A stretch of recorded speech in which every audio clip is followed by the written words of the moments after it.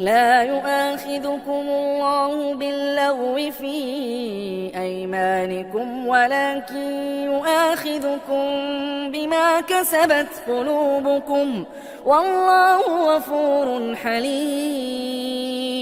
للذين يؤلون من نسائهم تربص 4 أشهر فإن فاءوا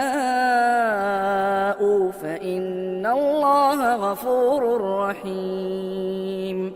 وإن عزموا الطلاق فإن الله سميع عليم. والمطلقات يتربصن بأنفسهن 3 قروء ولا يحل لهن أن يكتمن ما خلق الله في أرحامهن إن كن يؤمن بالله واليوم الآخر وبعولتهن أحق بردهن في ذلك إن أرادوا إصلاحا ولهن مثل الذي عليهن بالمعروف وللرجال عليهن درجة والله عزيز حكيم.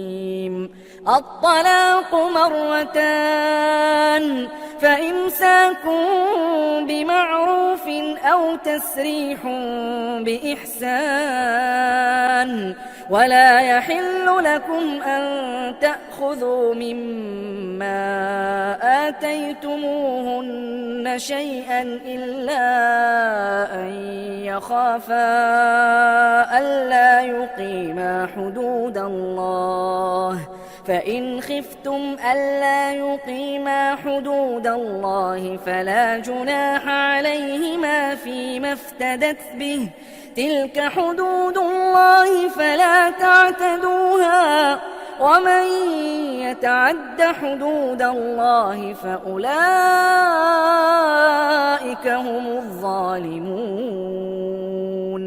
فإن طلقها فلا تحل له من بعد حتى تنكح زوجا غيره فإن طلقها فلا جناح عليهما أن يتراجعا إن ظنا أن يقيما حدود الله وتلك حدود الله يبينها لقوم يعلمون.